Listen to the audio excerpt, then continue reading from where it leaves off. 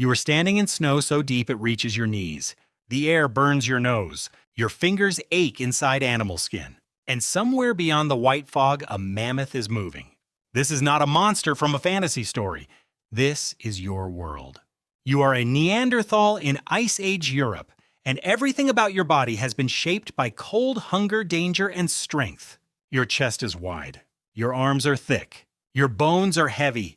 Your face pushes forward with a huge nose that helps manage cold, dry air before it reaches your lungs. You are not a failed version of modern humans.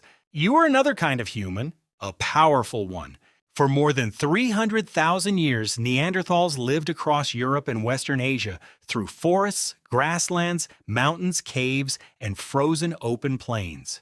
They survived places where an unprepared modern person would panic before the first night ended. Could you imagine waking before sunrise inside a rock shelter?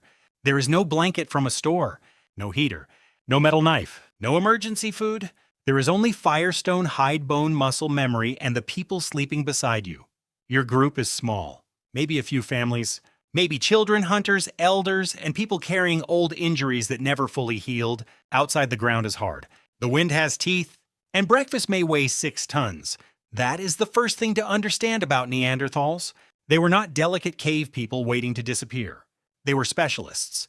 The Smithsonian's Human Origins program describes Neanderthals as shorter and stockier than modern humans, with bodies adapted to cold environments and brains that were as large as ours, often larger in absolute size.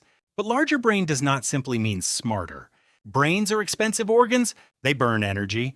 They support vision movement, body control planning, memory, emotion, and social life. A bigger Neanderthal brain had to run a bigger, stronger body in a brutal climate. And that body was built like a survival tool. Paleoanthropologist Eric Trinkhaus studied Neanderthal skeletons for decades, helping show how powerfully built they were. Their limbs were shorter compared with their body size. Their torsos were broad. Their joints were strong. This matters because a compact body loses heat more slowly than a long, narrow one. It is the same reason Arctic animals often look thick and rounded. Less surface area, more heat held inside. Your body is not designed for looking graceful on a beach. Your body is designed to stay alive when the air itself tries to steal warmth from your blood. What would that feel like? Every movement costs energy. Every calorie matters. You cannot waste food because food is heat. You cannot waste heat because heat is life. A Neanderthal winter is not just cold. It is a math problem written inside your bones. If you burn more energy than you can replace, you weaken. If you weaken, you cannot hunt. If you cannot hunt, the cold finishes what hunger started.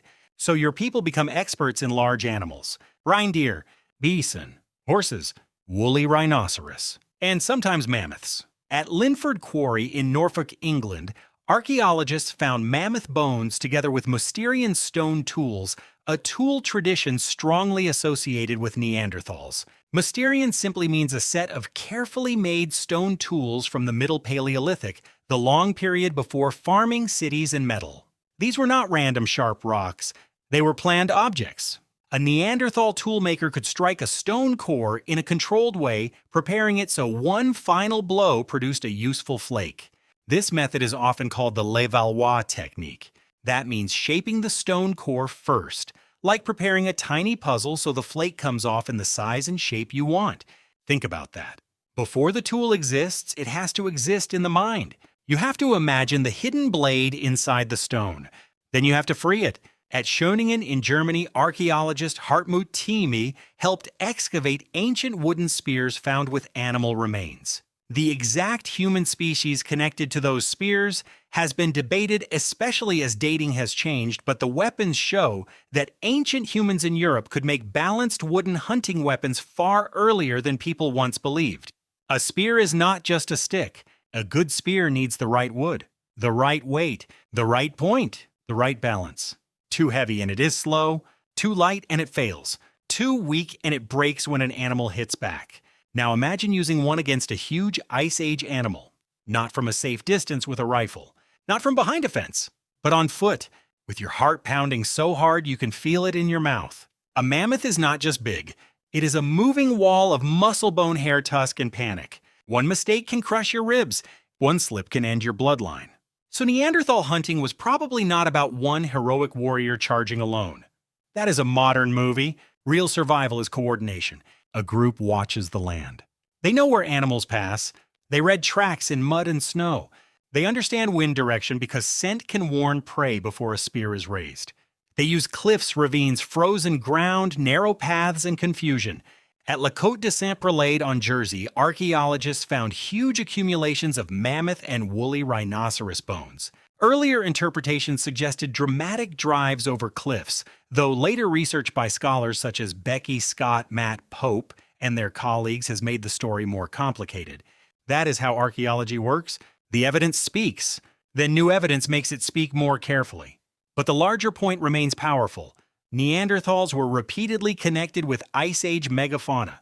Megafauna means very large animals, and very large animals mean very large risks. So picture the hunt. You crouch behind frozen grass.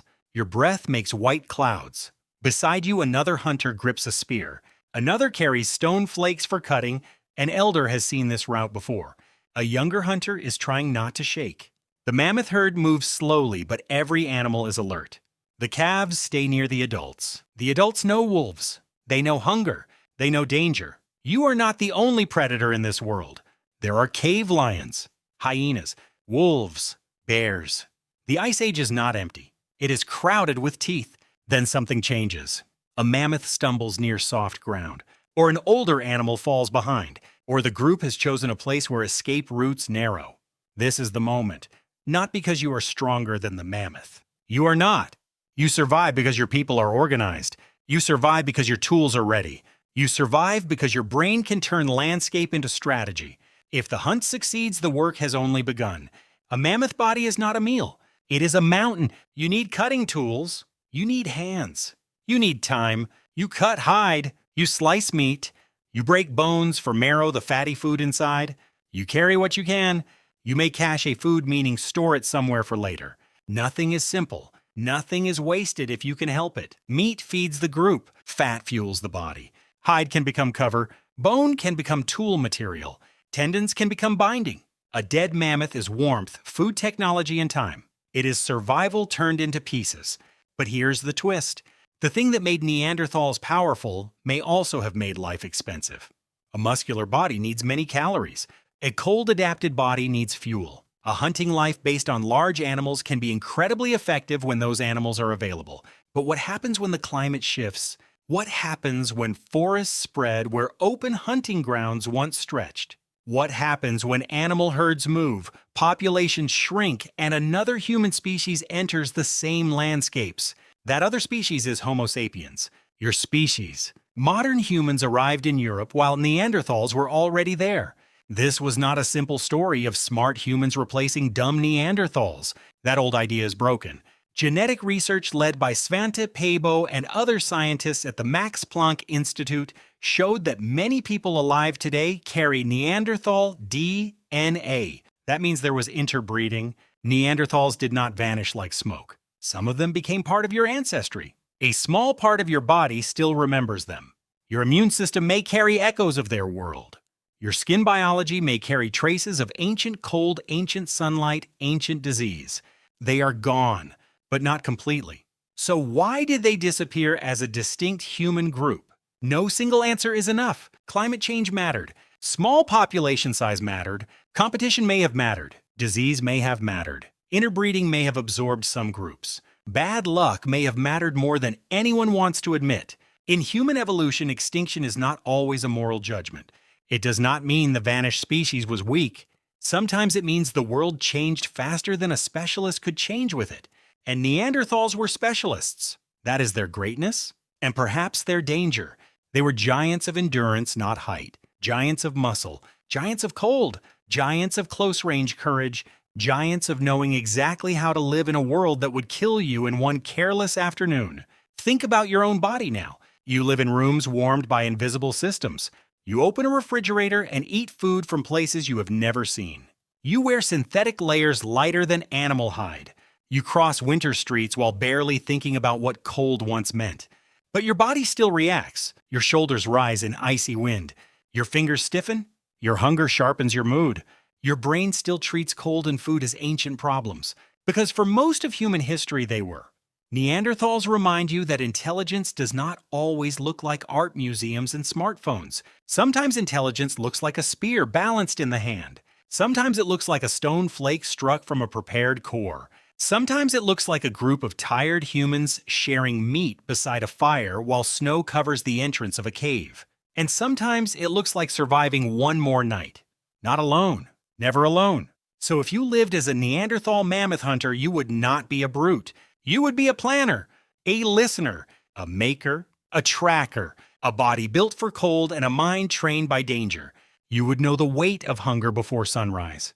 You would know the silence before a hunt. You would know that a mammoth is not just prey.